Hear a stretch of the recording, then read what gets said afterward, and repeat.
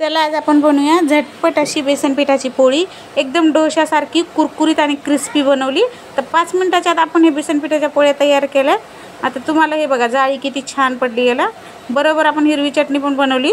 तर तुम्हाला हा व्हिडिओ आवडला तर नक्की लाईक करा आणि व्हिडिओ पूर्ण बघा। तर चला आपण रेसिपीला झटपट सुरुवात करूया। नमस्कार सर्वांना, सविता किचनमध्ये आपणा सर्वांचं खूप खूप स्वागत आहे। तर आज आपण बेसन पिठाची पोळी बनवण्यासाठी चॉपरमध्ये घेतल्या 5-6 हिरव्या मिरच्या, 5-6 लसणाच्या पाकळ्या सोलून घेतल्यात, थोडीशी कोथिंबीर घेतली।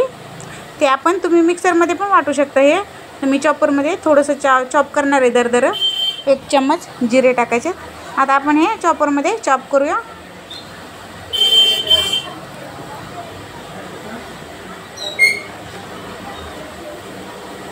याच्यामध्ये एकदम बारीक नाही होत, थोडंसं राहतं दाणे दाणे, तर ते छान लागतं खायला। तर इकडे आपण एक मिक्सिंग बाउल घेतलाय।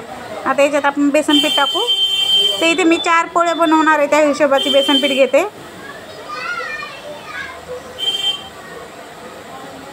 त्यानंतर आपण इथे कांदा, मी 2 कांदे बघा असे बारीक कट करून घेतले। कांदा थोडा जास्त टाकला मी।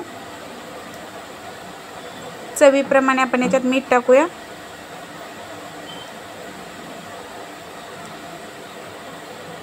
एक चम्मच हळद। आपण जे हिरवी मिरची, लसूण सगळं वाटलंय ना, जिरे, कोथिंबीर, ते टाकायचे, पूर्ण टाकायचं याच्यात। एकदम झणझणीत असं छान लागेल खायला।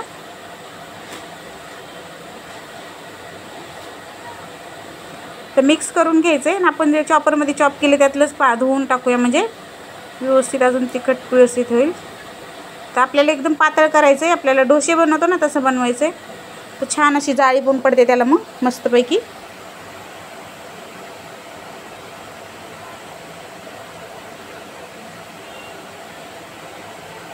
तर आपण पूर्ण पाणी होतं, मी चॉपरमध्ये म्हणजे 1 कपाच्या हिशोबाने पाणी घेतलं होतं, ते पूर्ण पाणी टाकले मी।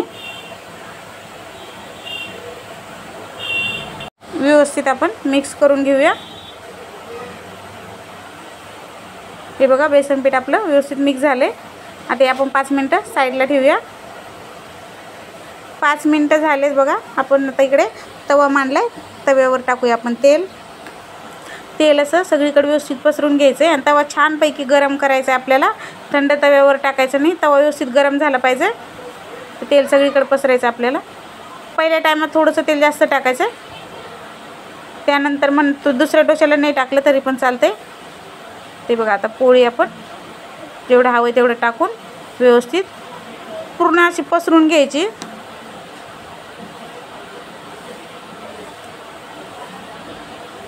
तर पोळी आपण पसरून घेतली पूर्णपणे। थोडंसं तेल टाकूया वरून।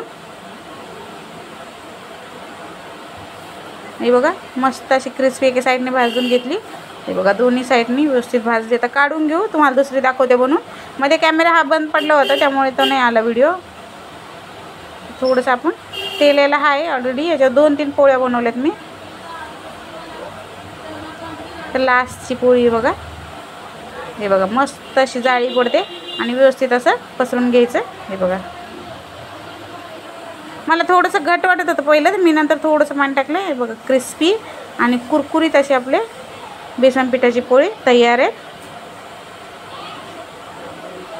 5 मिनिटाच्या आत बनवलेत आपण। तुम्हाला हा व्हिडिओ आवडला ना तर नक्की लाईक करा, शेअर करा आणि सबस्क्राईब करायला विसरू नका। धन्यवाद। कमेंट करून पण सांगा कसं झालं ते।